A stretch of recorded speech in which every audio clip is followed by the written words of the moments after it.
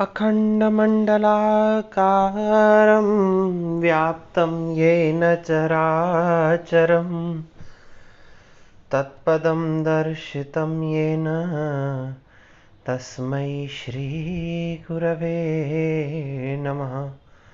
तस्मै श्रीगुरवे नमः। तस्मै श्रीगुरवे नमः। प्रिय विद्यार्थियों, पिछली कक्षा में हमने देखा था कि महर्षि मनु शिष्यों के कर्तव्यों को बताते हुए कह रहे हैं कि शिष्य को अगर सवर्ण गुरु की पत्नी है तो उसको गुरु के समान ही पूजन करना चाहिए। गुरु के सम्मान पूजनीय है, किंतु अगर असवर्ण समान वर्ण वाली स्त्री नहीं है गुरु पत्नी तो उनका अभिवादन खड़े होकर के प्रणाम करके करना चाहिए। फिर कहा गया, यद्यपि गुरु पत्नी की सेवा गुरु के समान करनी चाहिए, किंतु गुरु पत्नी के तेल का मर्दन करना, मालिश करना, उनको स्नान करवाना, शरीर के अंगों पर उपटन लेप इत्यादि लगाना, बालों का प्रसाधन करना, ये सब कर्म शिष्य को नहीं करने चाहिए। अब आज आगे और क्या बता रहे हैं, ध्यान दीजिएगा। गुरु पत्नी तु युवती नाभिवाद्येत इह पादयो नाभिवाद्या इह पादयो पूर्ण 20 वर्षेण गुण दोषौ विजानता। अन्वय देखिए इसका। गुण और दोष को जानने वाले पूर्ण 20 वर्षेण शिष्येन युवती गुरुपत्नी तु इह पादयो न अभिवाद्या। गुण और दोष को जानने वाले, गुण दोषौ विजानता। पूर्ण 20 वर्षेन, जो पूर्ण 20 वर्ष आयु को प्राप्त कर चुका है, जो शिष्य 20 वर्ष की आयु को प्राप्त कर चुका है तथा गुण और दोष को जानता है, ऐसे शिष्य के द्वारा। अब देखिए, यहाँ जो दो शब्दों का प्रयोग किया गया है, पूर्ण 20 वर्षेण, 20 वर्ष पूरा कर चुका हो, कहने का तात्पर्य जो अपनी पूर्ण युवावस्था को प्राप्त कर चुका हो, जो अपने शरीर की युवावस्था को यानी यौवन को पूर्णतः प्राप्त कर चुका हो, कहने का तात्पर्य पूर्ण युवा शिष्य। और क्या कहा, गुण दोषौ विजानता, जो स्त्री संसर्ग से उत्पन्न होने वाले गुण दोषों को जानना वाला है, जो जानता हो। दो स्थितियां कही।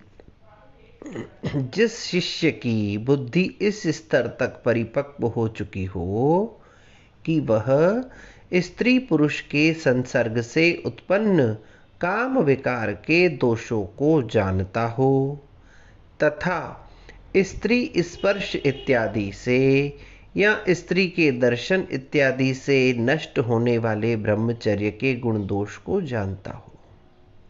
ये बुद्धि के स्तर पर, मानसिक स्तर पर जो पूर्ण रूपेण परिपक्व है, तथा पूर्ण 20 वर्षेण से क्या तात्पर्य है कि जो शारीरिक स्तर तक भी पूर्ण रूपेण युवा हो चुका है या परिपक्वता को प्राप्त हो चुका है, ऐसे शिष्य के द्वारा युवती गुरु पत्नी, अगर गुरु की पत्नी युवती है, जवान है, युवावस्था वाली है, तो उसके भी पादयो न अभिवाद्या, चरणों में गिर करके प्रणाम नहीं करना चाहिए। जो गुरु पत्नी युवा है, जो जवान है, ऐसे जवान शिष्य के द्वारा गुण दोष को जानने वाले, जो बुद्धि के स्तर पर और शरीर के स्तर पर पूर्णतः परिपक्व हो चुका है, ऐसे शिष्य के द्वारा जवान गुरु पत्नी के चरणों को स्पर्श करके प्रणाम नहीं करना चाहिए। क्यों नहीं करना चाहिए? क्योंकि स्त्री के स्पर्श से उत्पन्न होने वाले जो स्वाभाविक गुण दोष हैं, वे उस शिष्य में आ जाते हैं और हो सकता है कि वह उस चरण स्पर्श के द्वारा अपने ब्रह्मचर्य का नाश कर ले। इसीलिए जवान गुरु पत्नी को दूर से ही प्रणाम करने का निर्णय दिया गया है, आदेश किया गया है। फिर क्या कह रहा है? क्या कह रहे हैं महर्षि मनु? स्वभाव एष नारीणाम नराणाम इह दूषणम अतो अर्थान्न प्रमाद्यन्ति प्रमदासु विपश्चितः। अन्वय देखिए इसका।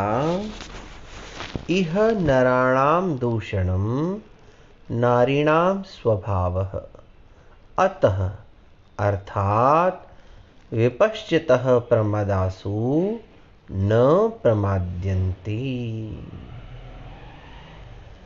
इह इस संसार में नराणाम दूषणम नरों को, पुरुषों को दूषित कर देना। नारीणाम स्वभावः नारियों का स्वभाव है। देखिए इसको थोड़ा सा इस दृष्टि से देखिए कि नारियों की प्रकृति, नारियों की जो शारीरिक रचना है, उनकी जो प्रकृति है, उनका जो सहज स्वभाव है, हाव भाव है, वह मनुष्यों के, खास करके पुरुषों के दूषण का कारण बनता है। अतः अर्थात विपश्चितः प्रमदासु न प्रमाद्यन्ति। इसीलिए जो विपश्चित हैं, जो विद्वान लोग हैं, वो स्त्रियों के विषय में, स्त्रियों के संसर्ग, समीपता, दर्शन इत्यादि के विषय में कदापि असावधानी को धारण नहीं करते हैं।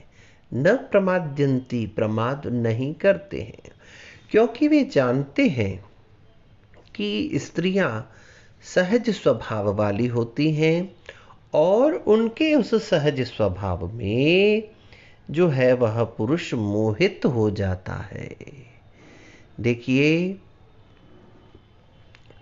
बहुत सुंदर सुंदर उदाहरण हमें अपने शास्त्रों में प्राप्त होते हैं कि जहाँ विद्वान से विद्वान व्यक्ति भी जो है वो स्त्रियों के संसर्ग से, स्त्रियों के दर्शन से, स्त्रियों के हाव भाव भंगिमाओं से क्या कर दिया है, उन्होंने अपने ब्रह्मचर्य का नाश कर दिया है। ऐसे अनेकानेक उदाहरण मिलते हैं। या तो वह व्यक्ति बहुत अधिक बुद्धिमान हो अर्जुन के समान। देखिए इंद्र की अप्सरा, जब अर्जुन अपने पिता इंद्र से मिलने के लिए स्वर्गलोक जाते हैं तो मेनका नाम की अप्सरा जो है वह बड़ा सुंदर नृत्य कर रही होती है इंद्र की सभा में। जब इंद्र वहां जाते हैं, मेनका के नृत्य को देखते हैं, तब वह, क्योंकि नृत्य और संगीत के ज्ञाता है अर्जुन, तो इसीलिए वो मेनका के नृत्य को बड़े सुंदरता से, बड़े ही आश्चर्य से और बड़े ध्यान से देख रहे होते हैं कि पूरे संगीत के साथ उनके पैर थिरक रहे हैं। पैरों को थिरकता हुआ देख करके बार बार उनका ध्यान उनके पैरों पर जाता है, बड़े प्रसन्न होते हैं। तब मेनका को यह लगता है कि शायद अर्जुन मुझ में आसक्त है। रात्रि के समय मेनका जो है वह अर्जुन के पास जाती है।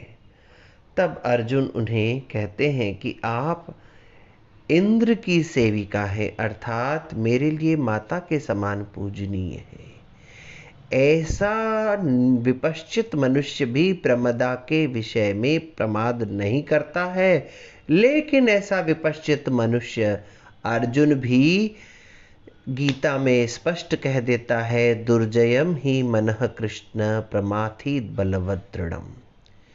हे कृष्ण, मेरा मन प्रमंथन करने वाली इंद्रियों के साथ में दुर्जय हो चुका है, उसको जीतना बहुत कठिन है।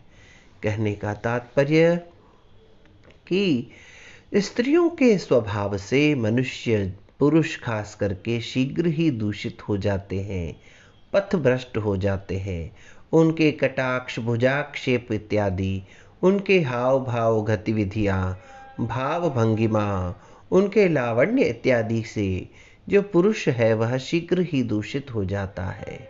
इसीलिए ब्रह्म, जो विद्वान व्यक्ति होता है, जो समझदार होता है, बुद्धिमान होता है, वह कभी भी ऐसे विषय में असावधानी को धारण नहीं करता है। इसके पश्चात महर्षि मनु हम लोगों को और किस विषय में विधि और निषेध बता रहे हैं, इसके विषय में चर्चा हम अगली कक्षा में करेंगे। तब तक के लिए ओम शम।